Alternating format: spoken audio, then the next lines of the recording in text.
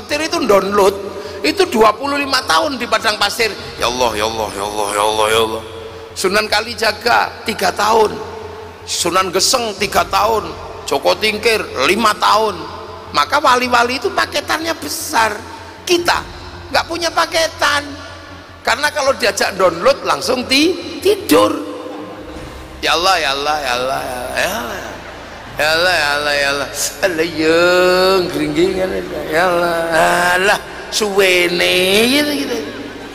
Nah, sementara kita suka kirim sana, kirim sini. Makanya kita ini diajarkan, kalau kamu nggak punya paketan, cari wifi gratisan. Makanya kamu kalau nggak punya paketan data, pakailah wifi gratisannya Nabi, wifi-nya wali. Kalau di sana .co.id, di sini ila ruhi ila hadrati. Kalau di sana disebut free wifi, ini disebut tawassul. Assalamualaikum warahmatullahi wabarakatuh. Bismillahirrahmanirrahim. Bismillah, alhamdulillah, wassalatu wassalamu ala rasulillah Sayyidina Muhammad ibn Abdillah wa ala alihi wa ashabihi wa azwajihi wa dhurriyyatihi wa ahli baitihi wa man tabi'ahum bi ihsan ila yaumil qiyamah. Yang sangat kita cintai dan kita hormati pengasuh Masjid Al-Akbar Surabaya, Yai Suja, Sohibul Masjid. Nek khotimul masjid niku masjidnya gak dikunci. Nek sohibul masjid kadang dikunci.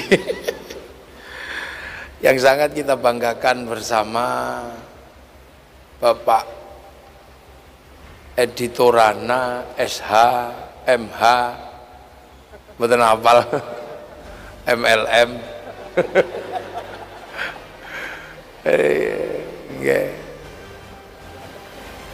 Beliau berinisiatif mendirikan praktisi hukum Muslim Indonesia. Ya, alhamdulillah, Edi Torana, jenenge aneh iki. Edi niku sae, Torana niku asline basa Jawa. Turono. Edi apik, Turono apa-apa duwe. Lah begitu bahasa Indonesia tadi Torana. Ya, Kiai Syaiful Munir, insyaallah suwe mboten kepanggih. Suaranya masih menggetarkan kayak suara Sahrukan. Pak Kiai Mukhid, ya. Para hadirin wal hadirat yang berbahagia, ini nang Surabaya niku sakjane kula niku pengen basa Jawa, tapi engko nang akeh sing gak Jawa. Soale saniki kathah tiyang niku wis gak Jawa, gak patek paham Jawa, bahasa Indonesia mawon nggih. Jadi ini tiba-tiba saya diminta ngaji kebangsaan. Model ono ngaji kok kebangsaan ya, dan membangun peradaban. Kudune sing ngaji niku ya Dr. Kiai Suja, para profesor, para doktor. Mboten kok kiai. Tapi wong jenenge kiai ya kudu siap. Karena kiai niku kadang menjadi kiai haji, tapi kadang di tempat lain kiai itu juga ada kebo Kiai Slamet, ada tombak Kiai Pleret, keris Kiai Sengkelat. Jadi kiai itu simbol masyarakat di Jawa, terutama Nusantara ini, tentang bahwa seorang ulama harus mampu menjadi bagian dari proses yang ada di tengah masyarakat apapun bentuknya.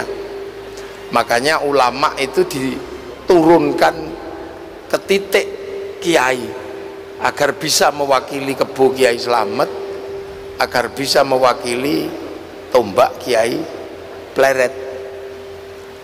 Nah, yang punya inisiatif seperti itu sebenarnya dulu ya orang Surabaya. Ini yang ngatur kayak begitu kiai kok mestinya syaikhun, ustadzun, mestinya kan begitu. Wong ini yang ngomong agama Islam kan syaikhun, ustadzun.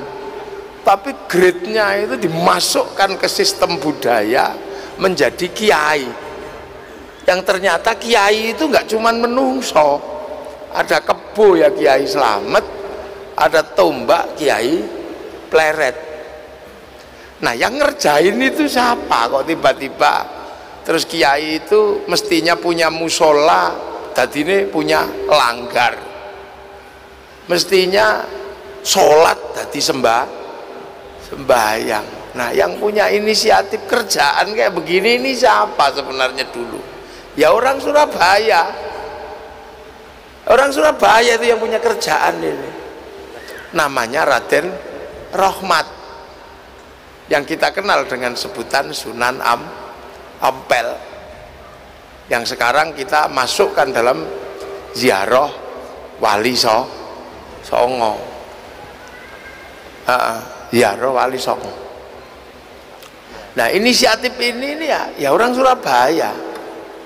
Ya Mbah Ngampel itu yang waktu itu harus menghadapi bagaimana orang Islam ini bisa ketemu dengan orang Buddha, orang Hindu, hidup dalam satu bangsa besar negara namanya Majapahit. Nah, itu pusat peradabannya dulu ya mulainya dari Ngampel Dento itu. Sampai akhirnya yang mondok di situ bikin duplikasi di Sulawesi namanya Datuk Pribandang yang bertempat di Gunung Bawah Karaeng. Santri yang mondok di situ bangun peradaban di Jawa Tengah namanya Raden Fatah, bikin kerajaan Demak. Santrinya lagi ada yang pindah ke Kalimantan yang menduplikasi sistem itu di Kalimantan namanya Khatib Dahyan yang menginisiasi berdirinya kerajaan Banjar. Murid pondok pesantren Ngampel ada yang bergerak ke Palembang namanya Aryo Abdillah atau Aryo Damar yang menduplikasi sistem ini menjadi sistem yang ada di Sumatera. Jadi sebenarnya Surabaya ini ya awalnya orang mondok, makanya saya kadang tidak terlalu ini oleh orang sekarang. Makanya kalau disebut kiai itu jangan terlalu bangga dulu. Makanya nggak apa-apa tadi disebut Gus Kiai biar ya, karena kiai ini dari ulama diturunkan ke sistem sosial peradaban Nusantara, masuk ke kiai yang di situ ada kebo Kiai Slamet, ada tombak Kiai Pleret, ada gamelan Kiai Guntur Madu. Jadi makanya kiai itu harus multidimensi. Jadi biar nggak membid'ahkan, nggak mudah mengkafirkan kiai itu. Nah, kalau ustadz nggak apa-apa, dia tidak mewakili sistem peradaban yang ada. Makanya kiai itu santun. Yo, tempat ibadahnya aja langgar gitu kan. Nah, makanya peradabannya itu dari sini. Sampai kemudian ada konsep-konsep dasar yang diterapkan oleh Sunan Ampel. Prinsip dasarnya adalah prinsip dasar bagaimana Islam ini bisa bertemu dengan yang namanya Bhinneka Tunggal Ika. Karena sebelum Islam datang, bangsa ini sudah punya namanya Bhinneka Tunggal Ika. Berbeda-beda tapi tetap satu. Nah itu. Ya untungnya gitu kan. Untungnya sebenarnya yang paling beruntung itu yang bawa Islam ke sini itu para wali. Yang sekarang banyak digugat orang ini loh. Karena kan yang ke Afrika itu sahabat, ada sahabat Salman Al Farisi. Yang ke Cina itu sahabat ini siapa? Sa'ad bin Abi Waqqas, itu pedagang. Yang ke Eropa bawa Islam ekstrim itu, panglima perang, namanya Tariq bin Ziyad. Tapi yang ke sini ini kok wali gitu.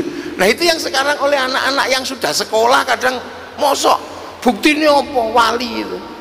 Nah itu menunjukkan dia sebenarnya nggak sekolah. Makanya kalau di sini menggugat wali itu sebenarnya nggak sekolah. Karena apa? Kalau anak sekolahan pasti tahu. Kalau di sini ya harus wali yang datang. Kalau yang datang pedagang nggak bisa. Mengislamkan Indonesia, Nusantara, terutama Jawa kok pedagang mustahil. Bagi mustahil pedagang. Karena di sini dulu Hindu itu yang boleh ngomong agama itu kasta tertinggi, namanya Brahmana.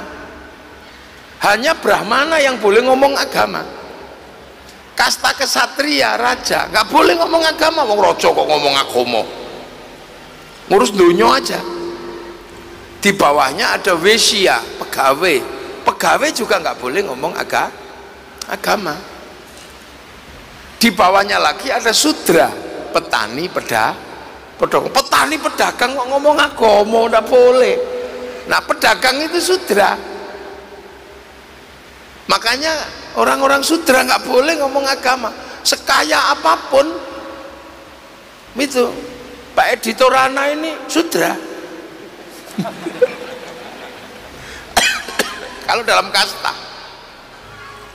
sekaya apapun yang namanya Lem itu sudra dalam kasta, dia tidak boleh ngomong agama. Makanya kalau secara ilmu pengetahuan Islam disebarkan oleh saudagar nggak masuk. Makanya di Barus sana itu dikatakan Islam pertama masuk Nusantara. Orang Islam masuk Nusantara, tapi tidak terjadi pengislaman. Karena apa? Mereka saudagar. Fatimah binti Maimun abad ke-7 sudah masuk, tapi tidak bisa melakukan pengislaman karena Fatimah binti Maimun pedagang dileran itu. Nah kenapa kemudian Islam bisa diterima? Karena yang bawa itu wali itu pangkatnya sederajat dengan Brahmana, sama-sama punya kelebihan. Yang Brahmana punya cakti namanya, yang wali punya karomah. Sakti sama karomah ini loh. Nah ini yang ketemu, sama-sama ngomong agama. Makanya dalam cerita kewalian itu cerita tentang kesaktian itu. Nah ilmu pengetahuan baru kadang bertanya, lah terus apa wali itu tidak mengajari pertanian? Orang Jawa kok diajari pertanian, ngulangi bebek ngelangi. Orang pertanian kita itu udah sangat maju waktu itu. Peradaban kita majunya luar biasa. Kenapa tidak ada cerita tentang membangun pasukan perang?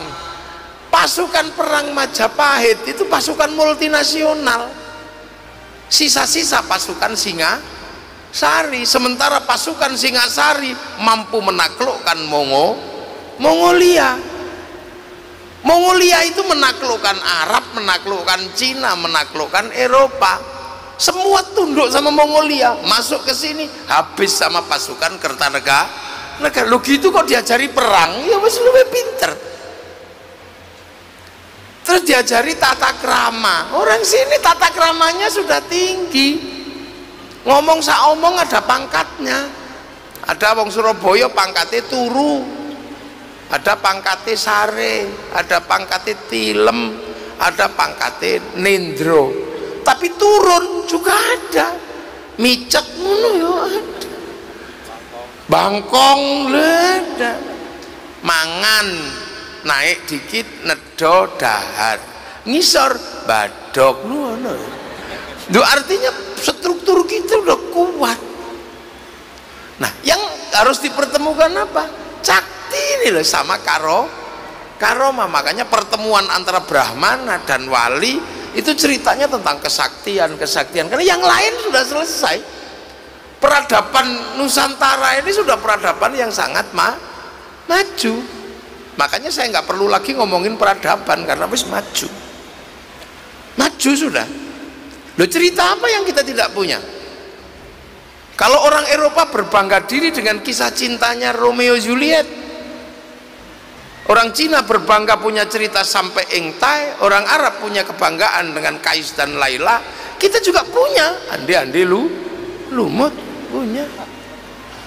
Mereka berbangga dengan kisah ibu tiri yang kejam dalam kisah Cinderella, kita punya bawang putih, bawang merah.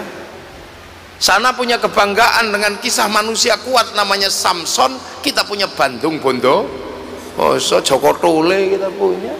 Sana punya binatang bisa ngomong namanya kura-kura ninja, kita juga punya kancil nyolong timun apa ya? Artinya selesai sudah. Makanya ketika bangsa lain ini punya apa saja, kita udah punya. Cina waktu itu datang ke sini bawa keramik, orang Nusantara udah nggak mau. Apa itu keramik? Kita sudah logam. Orang Cina masih keramik, masih gerabah. Majapahit itu sudah logam.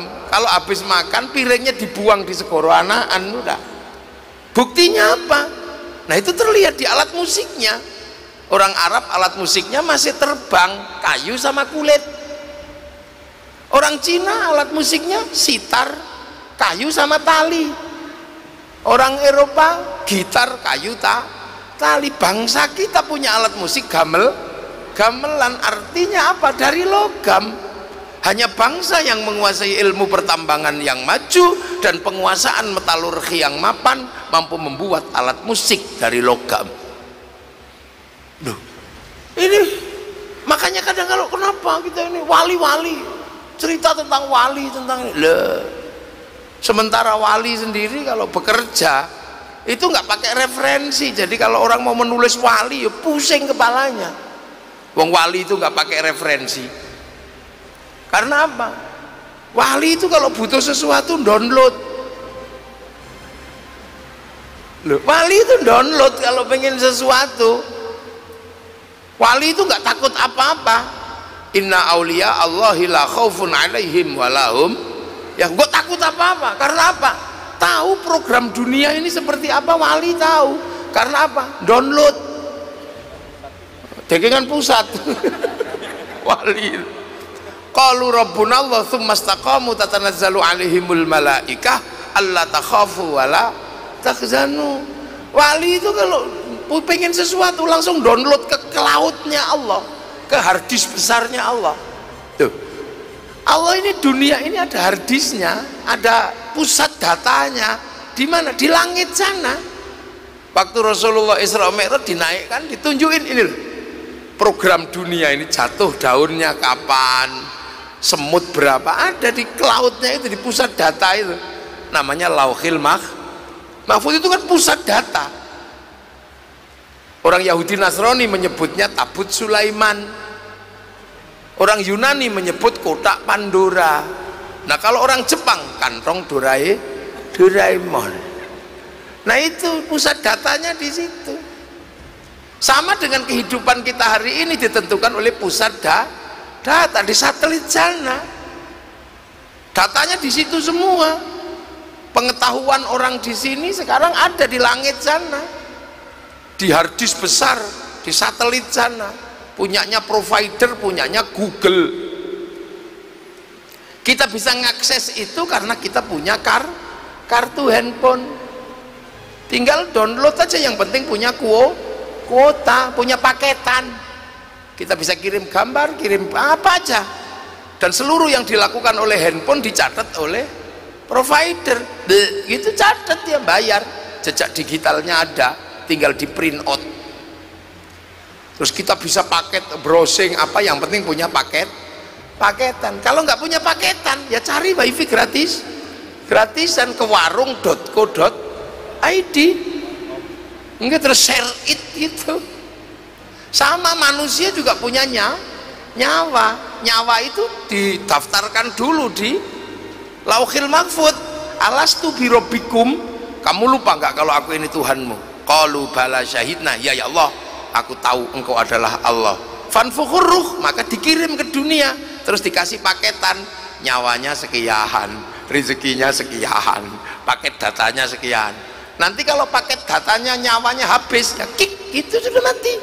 La yastakhiruna sa'ata wa la yastaqdimun. Makanya apapun yang dilakukan nyawa itu dicatat oleh cloud, oleh harddisk besar di pusat data sana. Sampai ngerasani orang sembunyi-sembunyi, ya ketahuan, terhubung dengan sana. Kalau mau dimatiin, malaikat tinggal di Sherlock aja, klik mati di GPS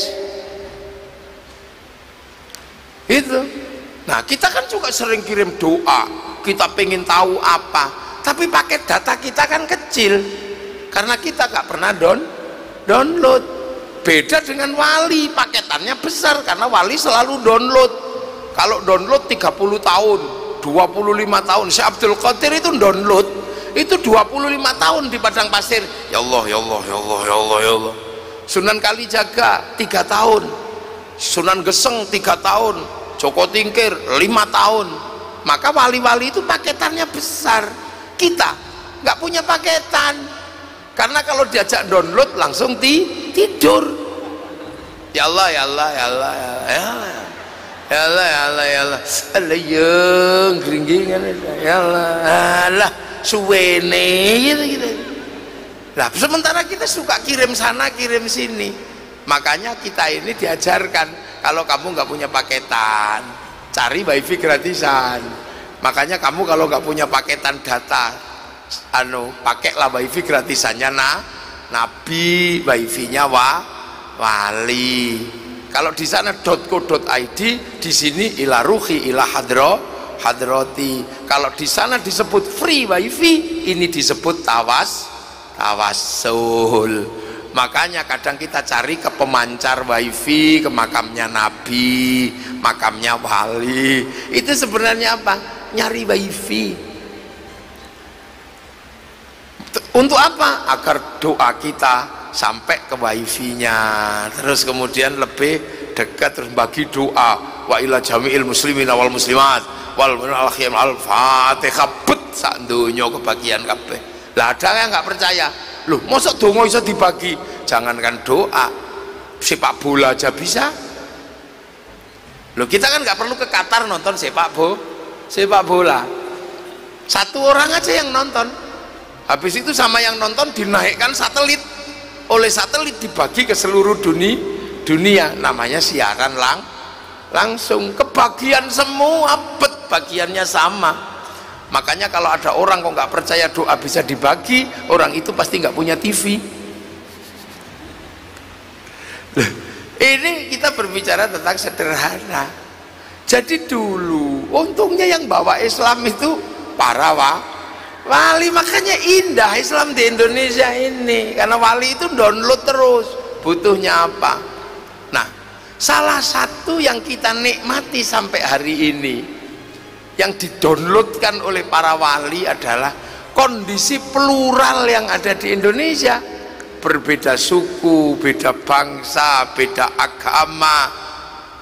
Wih, ini kok bisa sampai hari ini jadi satu ini? Ini seluruh dunia pikir. Arab itu satu bangsa, itu pecah puluhan negara. Eropa satu bangsa, pecah puluhan negara. Afrika satu bangsa, pecah puluhan negara. Tapi kita puluhan suku, bangsa, agama mampu bersatu dalam satu negara kesatuan Republik Indonesia. Ini kenapa? Nah ini ya kerjaannya wali itu tadi. Begitu Islam datang ketemu manusia berbeda-beda suku, bangsa, agama, apa yang dilakukan oleh para wali? Ya sudah, hiduplah bersama, saling bertanggung jawab dalam sekian perbedaan suku, bangsa, agama, tetaplah jadi satu, saling bertanggung jawablah. Konsep seperti itu sudah dicanangkan oleh Rasulullah saat Rasulullah di Mekah, di Madinah, sudah dicanangkan. Rasulullah hanya mengatakan sederhana, kullukum ra'in wa kullukum mas'ulun an ra'iyati. Kalian semua adalah para pemimpin, semua nggak pandang bulu, semua adalah pemimpin di levelnya masing-masing, di pangkatnya masing-masing. Kullukum ra'in, kalian, wa kullukum mas'ulun an ra'iyati, dan setiap dari kalian pasti ditanya apa tanggung jawab kepemimpinan kalian. Maka hidup, konsep yang dipakai adalah konsep ra'iyah. Rasulullah mengatakan kullukum ra'in wa kullukum mas'ulun an ra'iyati. Kalimat ra'iyah inilah, orang semua harus saling bertanggung jawab. Perbedaan apapun jangan melupakan tanggung jawab. Kamu beda suku, bangsa, agama, hiduplah dalam konsep ra'iyah, hidup saling bertanggung jawab. Maka ra'iyah inilah yang akhirnya diterapkan di Nusantara, yang sekarang diserap ke bahasa Indonesia menjadi rakyat. Loh, rakyat ini bahasanya Rasulullah. Indonesia bukan people. Kalau people itu vox populi, vox dei, suara mayoritas, suara Tuhan. Begitu dia mayoritas, dia menjadi diktator mayoritas. Kita juga bukan komunis. Kalau komunis itu proletar. Begitu dia banyak orang bawah memimpin, diktator proletar. Tapi kita menggunakan konsep ra'iyah, yang dalam bahasa Rasulullah ra'iyah diserap ke bahasa kita menjadi rakyat. Satu-satunya bangsa muslim dunia yang sanggup mengambil kalimat ra'iyah untuk warga bangsanya hanya muslim Indonesia. Tidak ada. Jadi makanya Indonesia tidak mengaruh kafir, enggak. Wong ra'iyah kok mengkafirkan orang. Rakyat itu ya hiduplah berbeda-beda tapi saling tanggung jawab. Makanya karena ra'iyah ini kalau ketemu ngumpul namanya musyarakah, hidup saling membantu, saling melindungi, saling bersekutu. Nah itulah karena musyarakah akhirnya diserap ke bahasa Indonesia menjadi masyarakat. Nah masyarakat itu kalau terjadi perbedaan dan perselisihan faham, wasyawirhum fil amri, dan musyawarahkanlah dalam setiap urusan. Maka kemudian kalau ada perbedaan paham dan perselisihan, lakukan dengan musyawarah. Bahasa itu diserap ke bahasa kita. Nah karena dulu yang nata ini para wali, maka daerah para ra'iyah yang membentuk musyarakah masyarakat, yang membangun mekanisme hidup musyawarah, teritorinya karena dulu yang bangun para wali, teritorinya disebut wilayah. Makanya Indonesia ini sebutannya sampai hari ini masih wilayah negara kesatuan Republik Indonesia. Nah, hal ini dituangkan di dalam landasan negara kerakyatan bahasa Arab yang dipimpin oleh hikmah. Hikmah itu bahasa Al-Quran. Ud'u ila sabili rabbika bil hikmah. Dalam permusyawaratan bahasa Al-Quran, perwakilan al-wakil bahasa Arab. Jadi nggak main-main.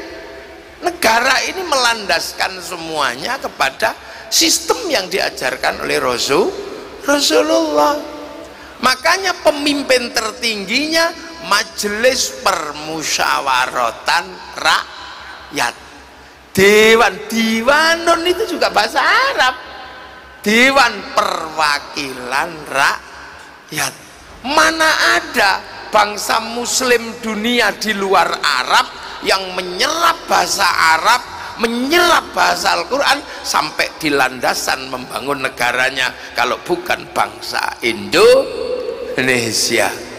Jadi makanya kalau cari negara paling sunnah, Indonesia. Cuman anak-anak sekarang nggak belajar, begitu nggak cocok dengan Indonesia, belajarnya ala Mesir, langsung menganggap bahwa Ikhwanul Muslimin adalah yang paling benar. Padahal Ikhwanul Muslimin di Mesir gagal, dibawa ke sini produk gagal,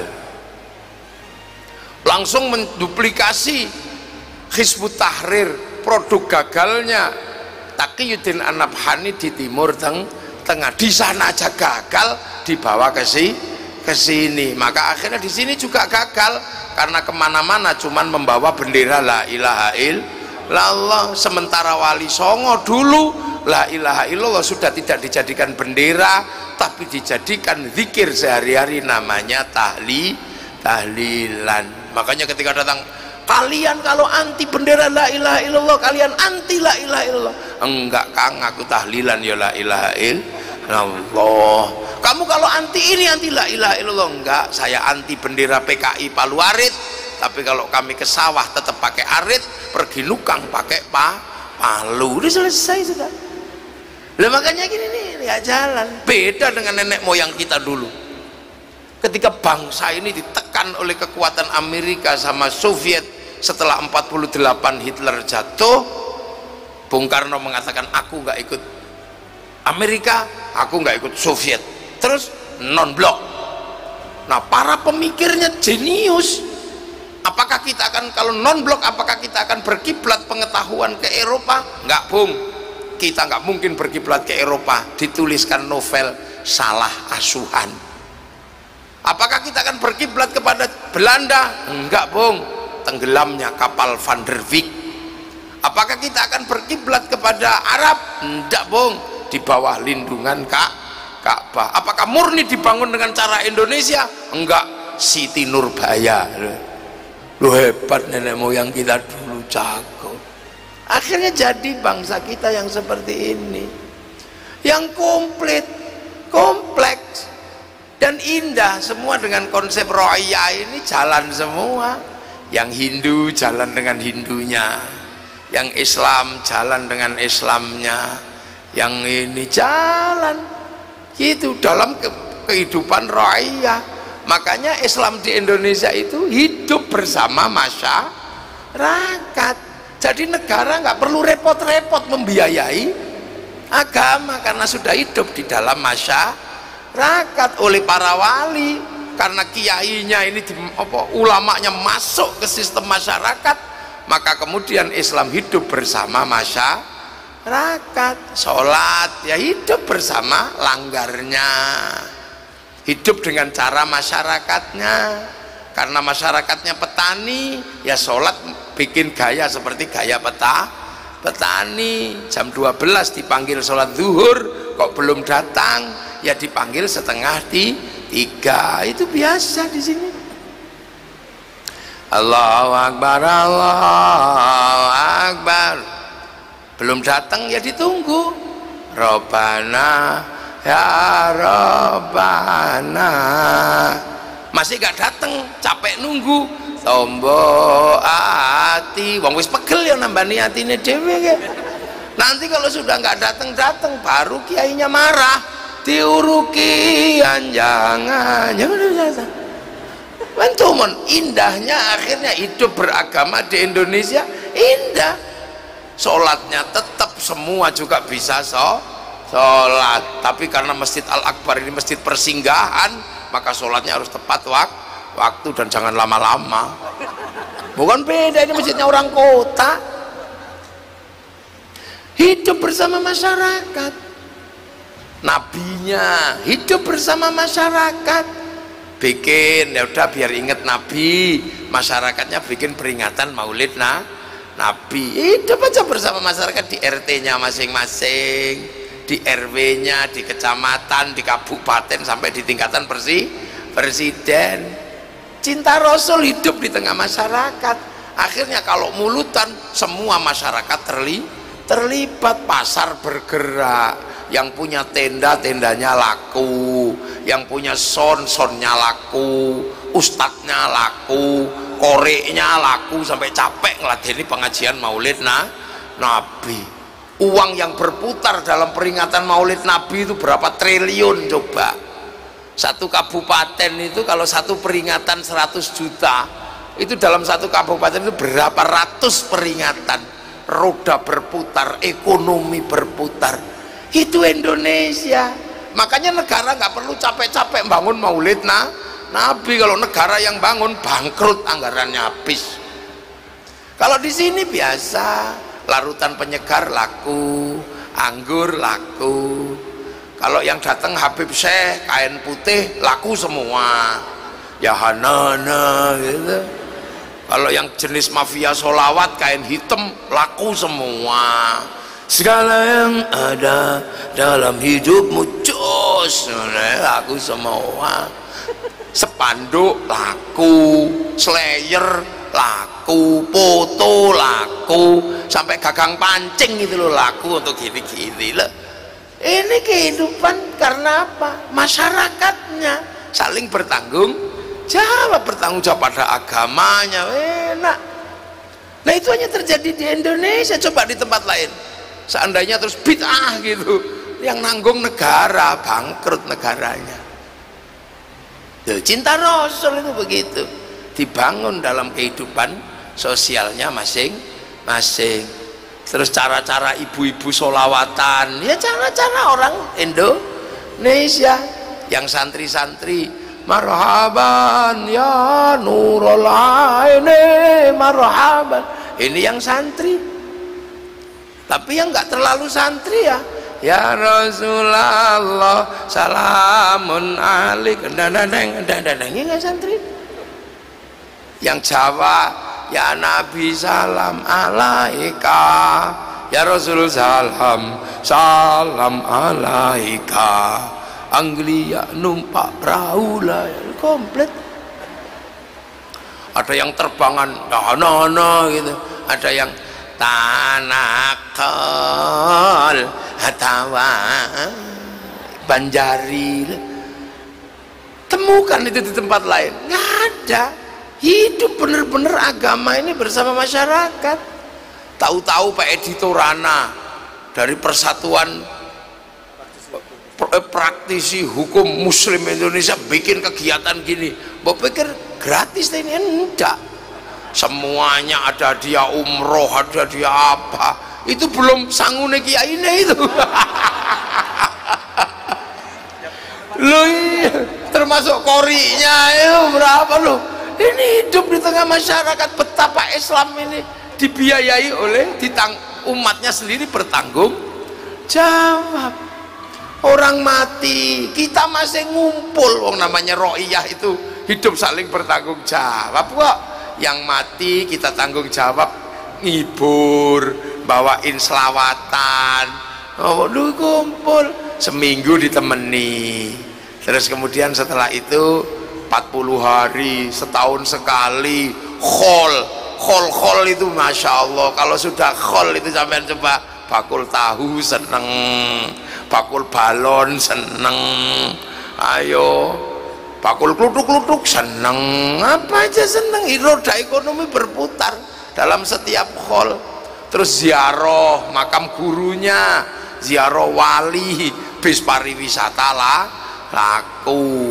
Orang jual nasi nyambut tamunya wali. Yang hidup di sekitaran Ampel, sekitaran Giri, itu berapa ribu orang itu hidup semua dari situ, menggantungkan dari tradisi ziarah makam wali. Lo coba, ayo, sampai copet itu bisa hidup di makam para wali. Nah ini Islam di Indonesia dengan konsep raya. Terus di dalam makam itu coba rukunnya kayak apa di makam itu? La ilaha illallah, la ilaha illallah, la ilaha illallah. Itu yang kiainya tua, yang kiainya muda. Sallallahu ala Muhammad, sallallahu ala Muhammad. Sebelahnya belum selesai datang lagi, ngawiti ingsun. Ini belum selesai datang lagi di sebelahnya. Ibadallah rijalallah aghizuna li ajlillah wa kunu aunana azanakallah bifadlillah. Sebelahnya belum selesai, sebelahnya ila kadratin nabiyil mustafa muhammadin sallallahu alaihi Fatihah. Sebelahnya rukun tiap hari kayak gitu. Tiba-tiba ada satu orang datang ndak bawa apa-apa, dikira copet, ternyata buka jaketnya bawa speaker kecil, rombongan dari Surabaya ditunggu di bis. Ini sistem sosial yang membuat Islam itu hidup di tengah masyarakat. Lantas kemudian orang Jombang ziarah ke Surabaya, orang Surabaya ziarah ke Gresik, ziarah ke Cirebon. Setiap tempat yang diziarahi menghasilkan kerinduan dan rasa cinta. Setiap tanah-tanah yang gurunya disemayamkan menghasilkan rasa cinta. Kalau semua tempat dihasilkan dari kerinduan pada tanah di mana gurunya disemayamkan, itulah bibit cinta pada tanah air. Makanya seluruh teroris yang sering ngebom di mana-mana semuanya tidak suka ziarah, dan tidak satupun teroris yang suka ngebom tumbuh dari masyarakat yang suka ziarah kubur. Lihat aja.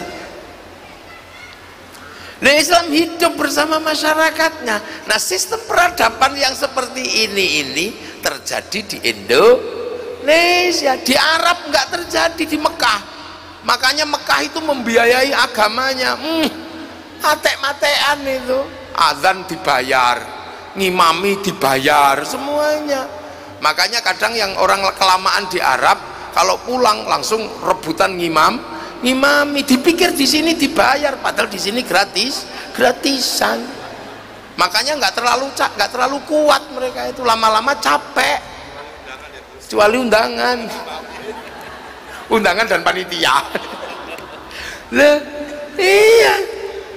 Di sana masjid itu, ke masjid kalau yang ada bayarannya. Di sini nggak ada. Makanya biasa kalau sering mau ada pemilu, ada yang suka ke masjid karena ada bayarannya. Begitu selesai pemilu masjidnya sepi karena sudah nggak dibayar lagi. Nah, ini ada yang begitu-begitu. Tuh, ini sistem yang ada di Indonesia. Dan hari ini kita bisa menikmati dengan cara seperti ini, sistem ra'iyah, sistem ini kita menikmati apa? Menikmati tabungan kaum muslimin terbesar di dunia hari ini ada di Indonesia. Islam yang dari setelah ditinggal Rasulullah yang ke Afrika macet, yang ke Rusia macet, yang ke Cina nggak bergerak sama sekali, yang ke Eropa macet. Tapi yang ke Indonesia berubah tumbuh subur menjadi kekuatan muslim terbesar dunia hari ini ada di Indonesia. Orang sholat paling banyak Indonesia, masjid paling banyak Indonesia, orang apal Quran paling banyak Indonesia, orang haji paling banyak Indonesia. Mana ada haji kok sampai antri 50 tahun kalau tidak Indonesia loh. Nah, ini kadang kita nggak sadar. Makanya kalau mau menduplikasi gaya, hati-hati karena ini sudah teruji sistem keberagamaan yang dulu diajarkan oleh para wali yang sederhana aja. Sholat ya sembahyang, musola langgar, samalah kayak orang Indonesia sekarang, nggak terlalu menyombongkan diri. Karena datang belakang ya sopan sama yang lebih dulu. Sehebat apapun RE King, karena yang datang pertama kali itu Honda, maka ya RE King ikhlas disebut Honda. Hondamu apa? RE King. Honda aja punya sopan santun, masa manusia nggak punya sopan santun? Karena yang datang pertama kali adalah Sanyo, ya sudah. Mau Shimizu, mau Panasonic ya disebut Sanyo. Yang datang pertama kali itu Sarimi, ya meskipun mie sedap ya tetap Sarimi. Yang datang pertama kali itu Softtek, maka merek apapun ya disebut Softtek.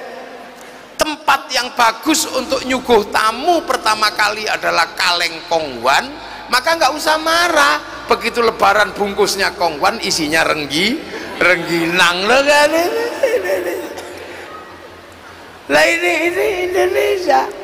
Makanya kalau kita berbicara tentang bangsa, bangsa ini sebuah bangsa yang sebenarnya ketika Islam datang itu yang sudah jadi bangsa yang sudah mapan. Makanya nggak usah oh ini kenapa cerita ini wali. Nah, ini bangsa sudah mapan, sudah jadi, punya kitab besar namanya Negara Kertagama, punya kitab besar namanya Suta Soma. Makanya nggak usah ini hebatan mana, Terah Wali Songo apa Terah Balawi, nggak usah gitu, udah biasa aja, nggak usah. Nah, ini mana catatannya Wali Songo? Ya akhirnya mana catatannya Balawi? Ya sama-sama ditanya. Oh, ini karena Yahudi, nggak usah. Sekarang memang eranya orang bertanya. Ini kan musimnya orang bertanya. Jadi nggak usah karena ini karena Yahudi memecah belah Islam, enggak. Wong ini usume wong takon kok. Wong presiden itu ijazahnya ditakokno. Karena memang ini musimnya orang bertanya. Orang Surabaya itu lo nggak ada apa-apa nanya, nggak bahaya tak? Ngono gak ono apa-apa wis takok, apa meneh ono apa-apa. Dadi nek ngadepi wong takok wis gak usah kaget, gak usah dawa-dawa ini karena faktor ini enggak usah. Wong iki wayahe wong takok. Kamu nanya. Anak kula tak tapuk lambene gara-gara kamu nanya. Lha iki bapakmu kok kamu aku. Serius wong takok. Nah ini kenapa? Karena kita ketemu dengan peradaban baru. Yang pusat data itu tidak lagi ada di kepala orang. Dulu orang nggak bisa bertanya macam-macam karena pusat pengetahuan itu terbagi-bagi. Sekarang semua pusat pengetahuan itu tersentral di satu tempat, namanya Syekhul Googli.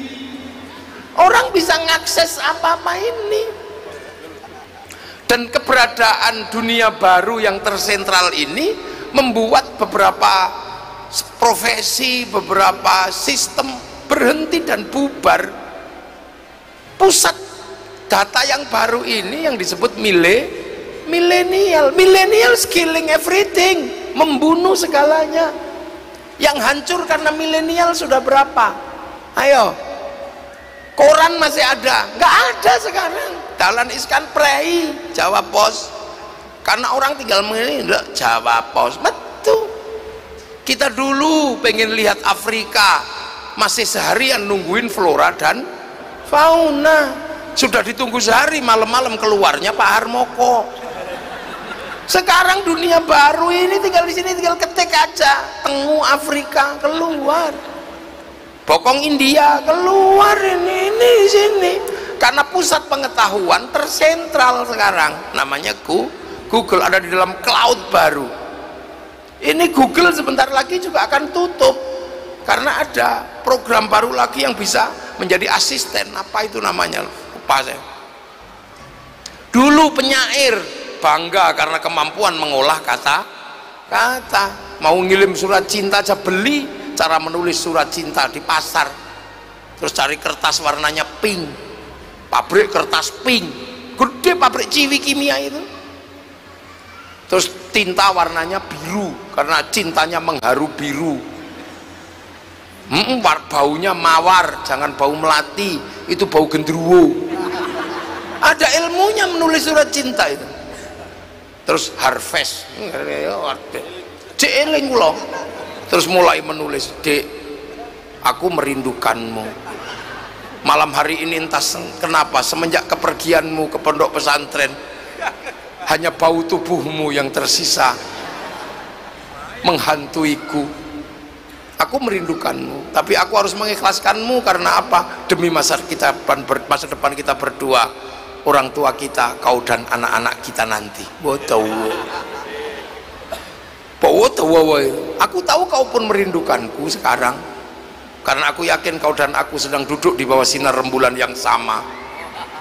Untukmu, dariku yang mencintaimu. 4 kali 4 16. Sempat ya. Loh, itu dulu menghasilkan industri besar. namanya parpostel, pariwisata pos dan telekomunikasi. Ada perangko sampai didilat template no, nunggu Pak Pos menyerap Honda Win, berapa juta itu Honda Win yang terserap karena keberadaan PT Pos.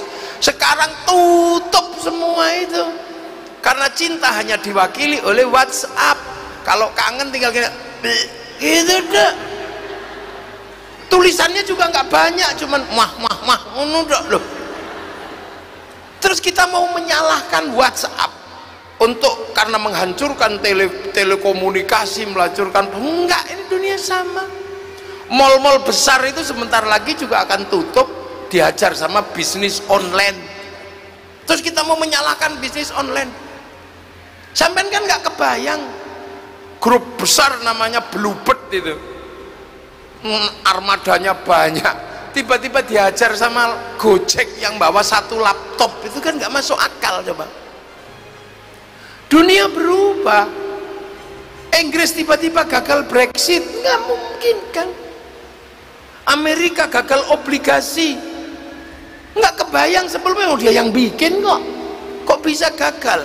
Ayo, saya bayangin nggak Amerika nggak bisa bayar utang kepada Cina? Nggak bayangin. Dunia berubah. Kursus habis. Dulu ada Primagama, ada kursus habis, kursus jahit, kursus masak, libur. Ibu-ibu sekarang tidak ada yang ditakuti sama sekali.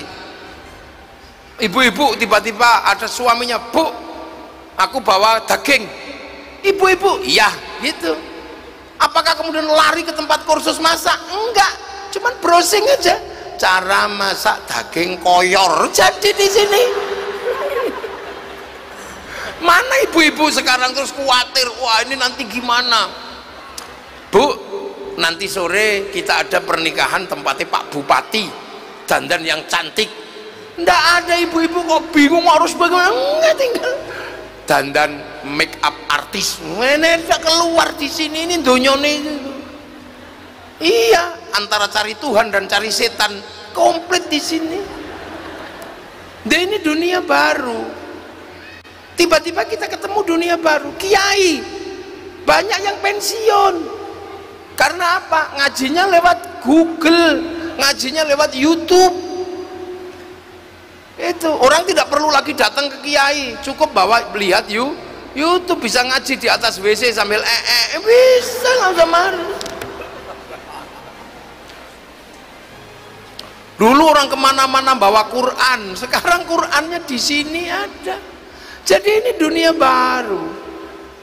Bangsa kita ketemu, kita ini termasuk orang yang beruntung ketemu dengan dunia baru. Ya, dunia baru dan terus bergerak. Nah, tapi juga banyak yang mundur karena gagal di dunia baru ini. Manusia hidup dengan perbankan, tiba-tiba ada yang mundur bank haram. Lah ya sudah, kalau yang mundur aja, tapi gak usah ngajak yang lain. Kalau kau katakan bank haram, lah terus gimana? Pergi hajinya gimana? Orang pergi haji pakai bank, kemana-mana pakai uang itu produksi bank, bukan produksi KUD. Kalau mengharamkan bank ya jangan pakai uang. Sekarang uang udah nggak berlaku ini. Saya kemarin ke Cina, uang sudah nggak kepake. Dulu kalau pergi nggak punya uang sedih karena nggak bawa uang. Lama-lama nggak bawa uang nggak apa-apa, yang penting bawa ATM.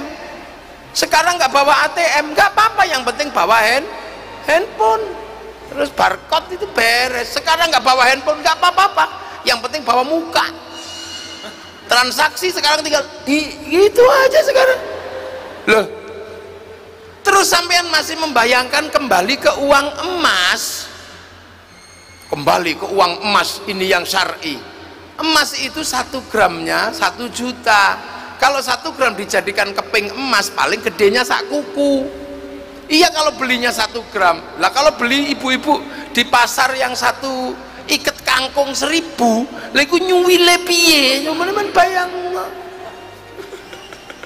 Loh, ini dunia percepatannya sudah luar biasa. Baca Quran utang bank, karena dulu percetakan Quran utang bank sebelum dibeli oleh negara. negara. Sekarang percetakan Quran berhenti karena ada Quran PDF. Dunia berubah kok.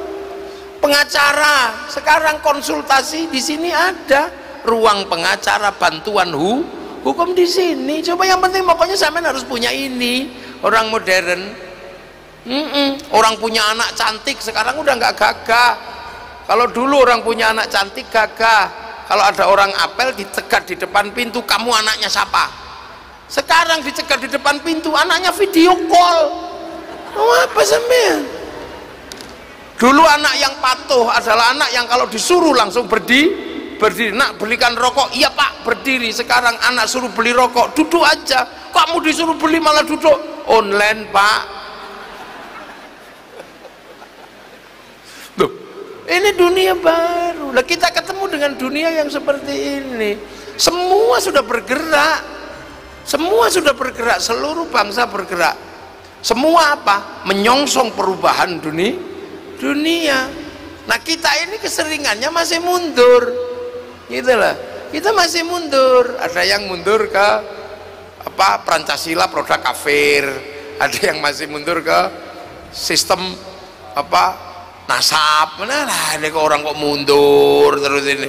Akhirnya karena kita yang mundur, yang lain maju, yang lain sudah ke sana. Nah, ini perubahan. Kita alhamdulillah kita melewati fase itu.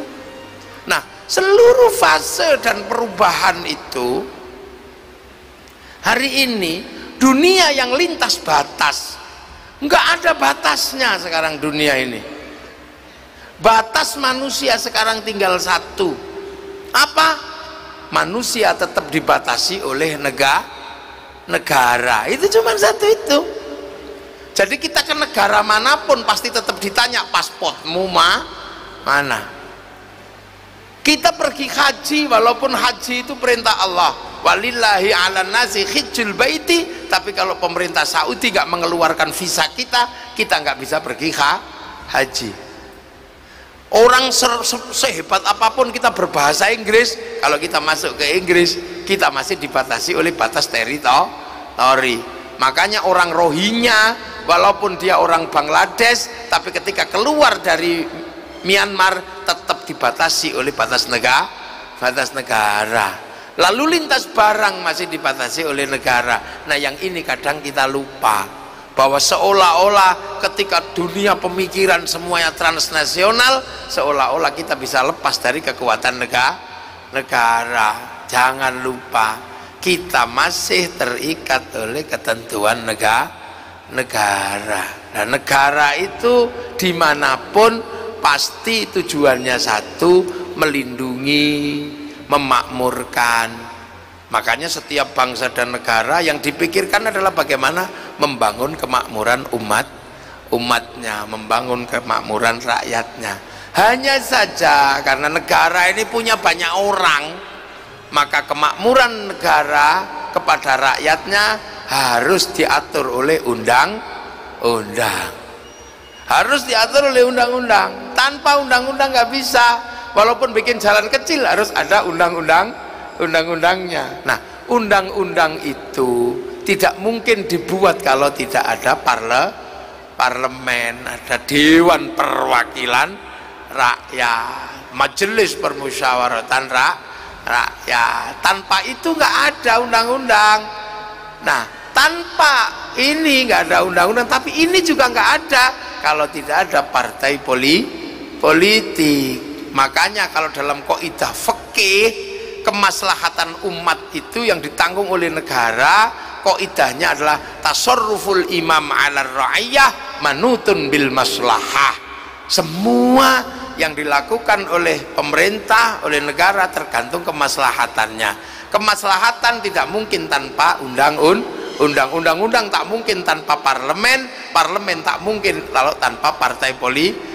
Maka keberadaan partai politik di Indonesia adalah keberadaan untuk nyampe kepada undang dan kemaslahatan. Ini dalam kaidah fikih disebut mala yatimul wajib illa bihi fahuwa wajib.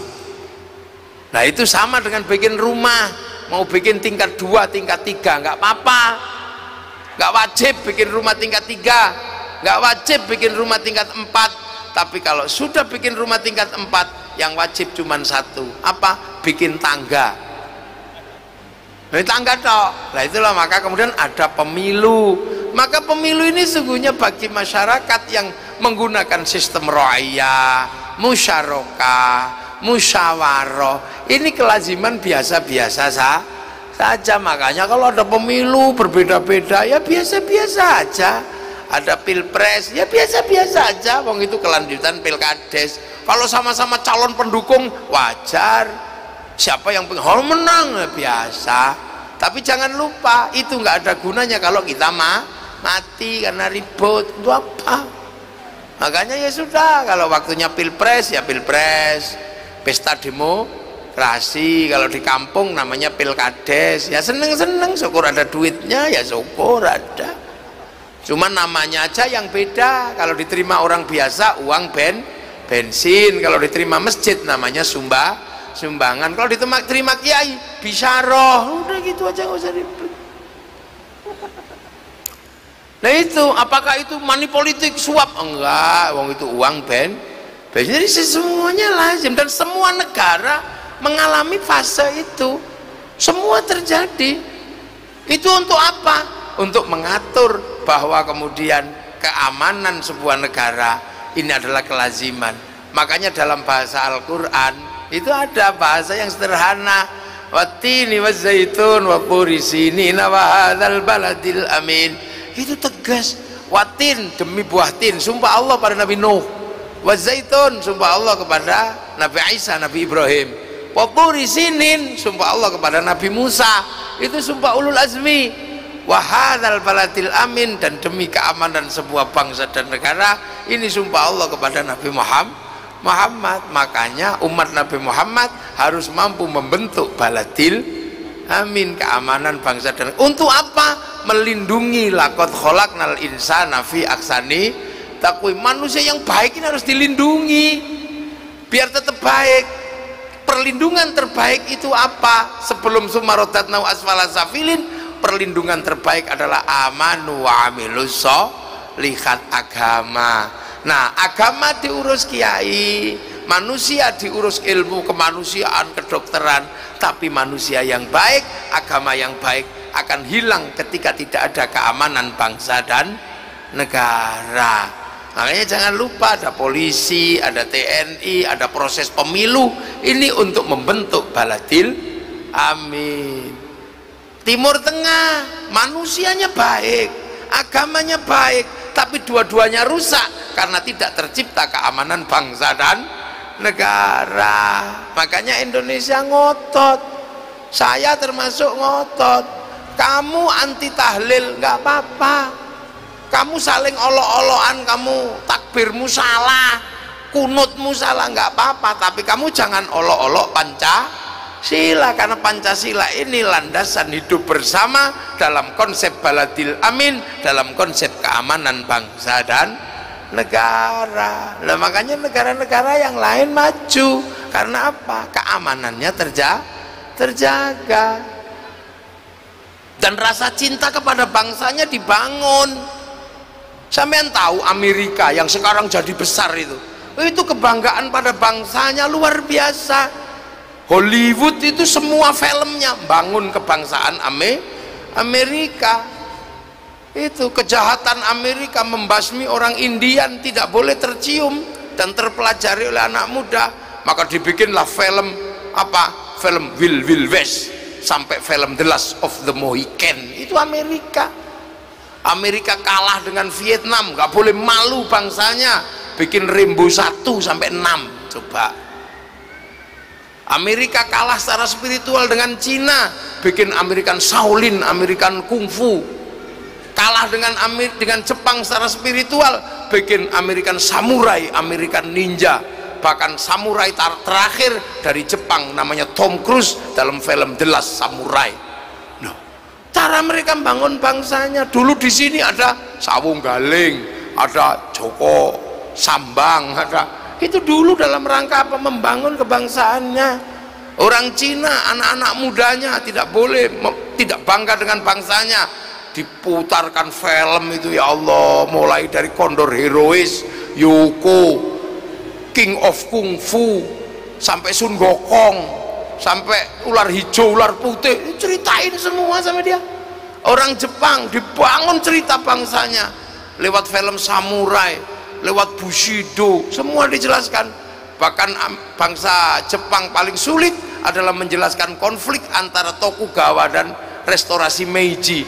Anak-anak Jepang yang kecil-kecil diajarkan film yang sederhana, Samurai X dengan tokohnya Rurouni Kenshin. Terbangun semua. Malaysia agar bangsanya nggak pecah karena menyongsong masa depan kebangsaannya, dia harus rukun antara sesama anak bangsa, bikinkan Upin dan Ipin. Coba si Upin dan si Ipin nggak boleh lupa. Ada anak-anak India, bikinkan toko kecil namanya Jarjit. Dia nggak boleh lupa ada anak-anak Cina, bikinkan toko kecil namanya Mei Mei. Dia nggak boleh lupa ada anak-anak Indonesia, bikinkan toko kecil namanya Susanti. Loh, ini cara bangun bangsanya. Tapi kalau Islam mengajarkan bagaimana cara bangun bangsa, cuman satu rumusannya. Apa? Yang di sebelah kita ini. Kalau mau bangun bangsa yang hebat, urus yang bener ini. Almar'atu aimadul bilad, perempuan inilah tiang negara. Idza saluhat saluhal bilad wa idza fasadat fasadal bilad. Tergantung ini. Makanya ini yang harus diurus dengan bener. Kalau perempuannya bener, anak-anaknya bener. Dan benar tidaknya perempuan tergantung laki. Kalau laki-lakinya bener, perempuannya pasti bener. Karena apa? Dalam Al-Quran perempuan itu disebut sawah. Nisa hukum harsul lakum, perempuanmu itu sawahmu. Makanya kalau laki-lakinya pinter, sawahnya pasti digarap dengan bener. Sawah kok sudah terlalu banyak rumput, ya dibersihkan. Makanya perempuan kalau sudah terlalu banyak jerawat, kasih skincare, bawa ke salon, dandani yang bagus, dasterin yang bagus, jangan bajunya jelek-jelek, beliin gelang. Nanti laki-lakinya pemilik sawah kerasan. Sawah itu nggak boleh kering. Kalau sawah kering tanamannya mati. Harus selalu basah dan pupuknya banyak. Makanya perempuan harus dikasih uang. Lu itu penting. Di sini ini rumusnya. Jangan sampai sawah itu kering. Jangan sampai perempuan pengen bakso aja nggak punya uang, sampai melet-melet gini, anaknya ngileran. Sawah juga sama, nggak boleh dibakar. Kalau sawah dibakar, maka kemudian tanamannya mati. Makanya perempuan juga tidak boleh sering dipanasi hatinya. Damaikan jiwanya, cintai perempuan kita masing-masing, sanjung harga dirinya. Loh, itu baru akan terjadi dinamika yang bagus. Makanya laki-laki harus pinter memanjakan wanita. Kalau perempuan suka marah, dari dulu mah hobinya marah. Perempuan marah itu kan buang sampah. Nah, laki-laki tempat sampah. Makanya kalau laki buang sampah, laki-lakinya jangan suka menutup tempat sampah. Dengerin curhatnya, apa dicakar juga nggak apa-apa. Sampai dia lega, sampahnya terbuang semua. Nah, iya, makanya laki-laki kalau dia buang sampah, bang, ternyata aku bukan yang pertama, gitu misalnya. Aku ditipu, ternyata ada laki perempuan lain sebelum aku. Ya iyalah, karena aku laki-laki yang layak dicintai. Tapi dari sekian perempuan yang berebut tentang aku, kamu pemenangnya. Gitu, aman, laki-laki harus pinter. Saya pernah, istri saya tak suruh dandan cantik gitu, begitu sampai di tengah jalan ada perempuan cantik juga, saya bilang, nah itu loh kalau melihat perempuan cantik, lupa saya dicakar dari belakang. Dasar mata laki-laki, wah ini panjang itu. Saya diem aja, nggak mungkin saya ngomong enggak, wong saya udah terlanjur ngomong. Iya deh, aku laki-laki. Laki-laki manapun pasti melihat perempuan cantik yang tersembunyi. Iya, tapi perempuan sudah tersembunyi masih kelihatan. Aku laki-laki yang gagah pasti bisa melihat perempuan yang cantik setersembunyi apapun. karena kalau aku nggak bisa melihat perempuan yang cantik dan tersembunyi, mana mungkin dulu aku bisa menemukanmu. Lega. Lihat sudah kan gitu. Tanya Kiai Saiful. Kiai Saiful itu kiroahnya bagus tapi nggak terlalu pintar merayu. Loh, kuncinya di perempuan, makanya gerakan-gerakan perempuan didukung, ibu-ibu ngaji dukung, karena kuncinya di situ. Nah sekarang banyak sekali bangsa-bangsa yang pengen maju tapi nggak menghargai perempuannya. Sekolah nggak boleh, nggak boleh ya. Lama-lama ya ketika perempuannya nggak maju, anaknya yang madrasatul ula ini nggak jalan. Jadi peradaban ini tergantung di laki-laki dan perempuan yang harmonis, maka bangunan rumah tangga ini harus jalan. Nah itu makanya kita nggak bisa lihat sesuatu yang hari ini digembar-gemborkan orang tapi kadang lupa. Sampean kalau mau anak-anaknya hebat, urus perempuannya dengan benar, senengin, sore-sore jalan-jalan beli bakso gitu. Ini bangsa. Nah kalau itu sudah jalan, kita punya manusia yang kuat untuk melakukan apa? Persiapan ke depan, membangun bangsa, generasi-generasi yang baik. Amma ba'du. Ini baru muqaddimah. Lu saya ini belum mulai ngaji, ini baru pembukaan. Ya kan kalau ngaji ada amma ba'du jam berapa? Soalnya jam 11 sudah harus selesai. Nah 10.27. Nah mungkin kalau ada yang mau ditanyakan nggak apa-apa, kadang Kiai juga membuka pertanyaan. Kadang ada yang mau ditanyakan, jangan sulit-sulit kalau ada yang mau nanya. Monggo.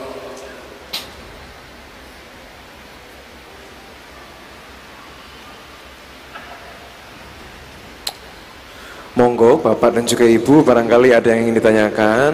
Baik, monggo Bapak yang di sebelah situ Nji, duluan Mas.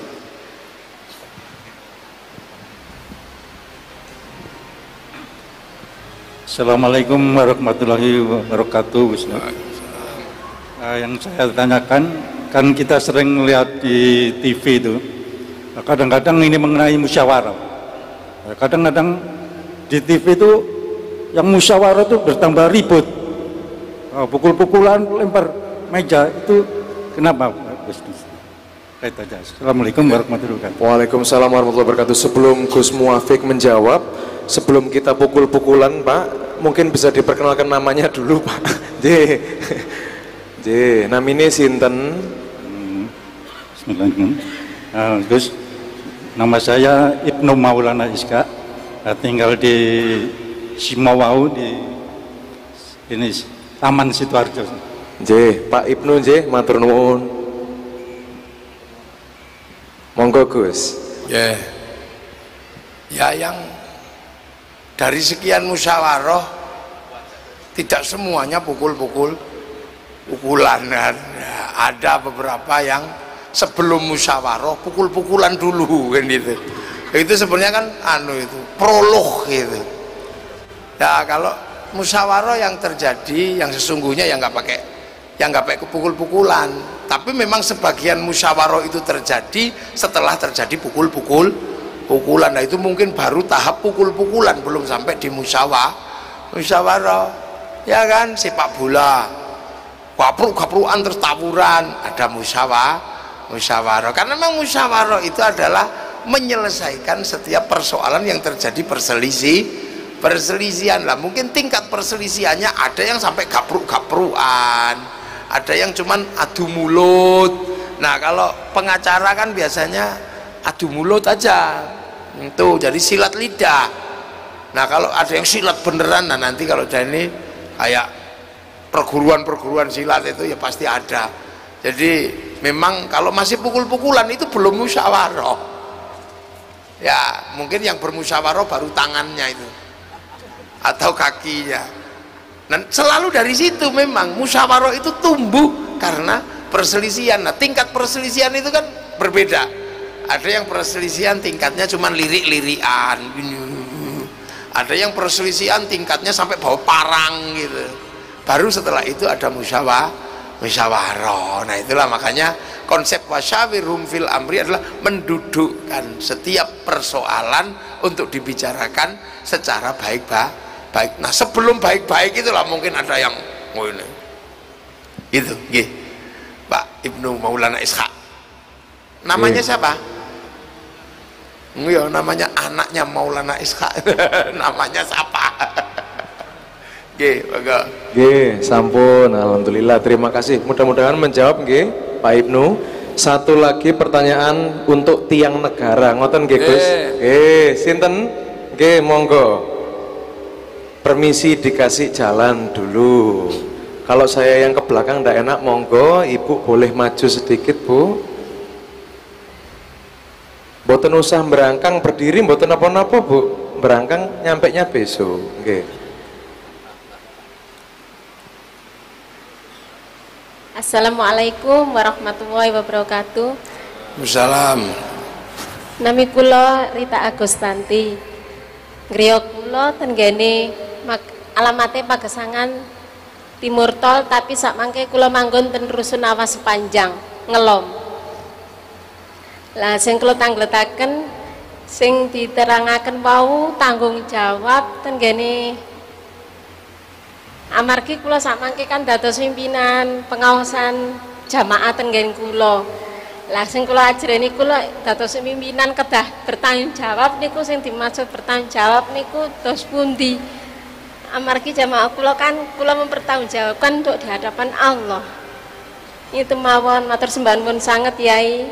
Assalamualaikum warahmatullahi wabarakatuh. Waalaikumsalam. Waalaikumsalam, monggo Gus. Enggak dibaleni wae napa? Niku mau bahasa Uganda nggih. Ini ada yang dari Jawa Barat, Gus. Jadi pertanggungjawaban saya sebagai orang yang punya jamaah ngoten nggih. Nggih, monggo. Jamaah napa? Jamaah nopo Bu Ita? Dalam pengajian. Oh nggih, pengajian Gus. Ya jamaah pengajian, nggih diulang ngaji. Nggih. Tanggung jawab pertama kalau mau buka pengajian ya diulang ngaji. Nah ngaji niku, ngaji itu ada yang sifatnya basic, sifatnya dasar. Nah kalau pengajian ibu-ibu itu yang pertama kali harus diajarkan adalah bab toharoh, biasanya bab sesuci, bab air, babul miyah niku bab banyu. Air yang suci itu seperti apa, cara ngumbah itu seperti apa, itu sangat penting. Terus bagaimana cara membedakan getih istihadah, getih haid. Nggih niku nek ibu-ibu harus tahu itu karena nanti nyewoi, mopoi anak itu. Nah itu ku paling gampang niku mangke panjenengan waoske anus Safinah niku pun. Bahasa Safinah utawa niki Fathul Qorib niku nek cara terjemahane kathah, tapi niku basic dasar carane wudu, carane adus saka hadas nggih, hadas cilik, hadas gede niku basic pelajaran dasar. Terus mangke niku bab salat nggih, bab salat carane sembahyang, sing batalke wudu, sing batalke salat niku Bu, niku tanggung jawab nek jenengan damel jamaah. Kadang ibu-ibu ketelesut di wilayah itu sebab nopo sibuk ngurusi anak. Tapi niku pokok nggih, bab dasar tentang makna sesuci, toharo, bab banyu, bab salat, bab wudu niku kadang ngajine bab liya-liyane, tapi bab sing paling dasar mboten disinaoni. Nah itu kadang yang lupa nggih. Itu yang harus diajarkan pertama. Nggih, alhamdulillah Bu Ita sampun nggih, tanggung jawabnya besar namun dibawa santai mawon. Asal tidak ketelesut ngoten terus Gus Muafik. Gus sampun sedaya niki pertanyaannya nggih sampun. Sekarang monggo saya minta kesediaan Gus Muafik untuk bisa memimpin doa bersama supaya kita rakyat Indonesia ini tidak terpecah belah, apalagi sebentar lagi waktunya pemilihan. Ngoten, monggo Gus. لحظ النبي المصطفى محمد صلى الله عليه وسلم جل وعلا الصالحين وجمال المشارك لما غاربها في برها بنكسر من قدر الجيلان ابن الدعاء والشفاء والسلام على القابل والمتن الصالحة من الله مقاصدنا مقاصدنا الآخرة يا المسلمين والمسلمات المؤمنين والمؤمنات الأحياء لهم الفاتحة أعوذ بالله من الشيطان الرجيم بسم الله الرحمن الرحيم الحمد لله رب العالمين الرحمن الرحيم مالك يوم الدين إياك نعبد وإياك نستعين اهدنا الصراط المستقيم صراط الذين أنعمت عليهم غير المغضوب عليهم ولا الضالين آمين بسم الله الرحمن الرحيم الحمد لله رب العالمين حمدا ناعما حمدا شاكرا حمدا يوافي نعمه ويكافئ مزيدا يا ربنا لك الحمد كما ينبغي لجلال وجهك الكريم وعظيم سلطانك اللهم اختم لنا بالإيمان اللهم اختم لنا بالخير اللهم اختم لنا بقول لا إله إلا الله محمد رسول الله اللهم اختم لنا بحسن الخاتمة اللهم نور قلوبنا بنور هدايتك كما ترضى من شمسك أبدا أبدا رضاك يا الله بحق ربنا إني أسكنت من ذريتي بواد غير ذي زرع عند بيتك المحرم ربنا ليقيموا الصلاة فاجعل عبدا من السامة يشكرون اجعل أولادنا ذريتنا سلام من الخير العباد المسلمين وحسن مقاصدنا مقاصدنا الآخرة وارزقنا رزقا حلالا بنوازنا يا الله اللهم صل وسلم وبارك على مولانا محمد وعلى آل الرجال بنوره في كل الأحمد الله لآبائنا وأمهاتنا مشايخنا وجداد المشايخ والمؤسس إندونيسيا يا الله اغفر لهم ارحمهم وعافهم وعنهم اللهم لا تحرمنا أجرهم ولا تفتنا بعدهم واغفر لنا ولهم اللهم اجعل قبر امرأة من عبد الجلال اللهم اجعل ما تفرضها من قبل من لا اله الا الله محمد رسول الله بعقب ما نرجي الى ربك راضية مرضية فادخلي بعباد ادخلي جنة اللهم اجعل بدن انسان آمنة مطمئنة بلدة طيبة ورب غفور ربنا آتنا في الدنيا حسنة وفي الآخرة حسنة وقنا عذاب النار صلى الله على سيدنا محمد والحمد لله رب العالمين الفاتحة. أعوذ بالله من الشيطان.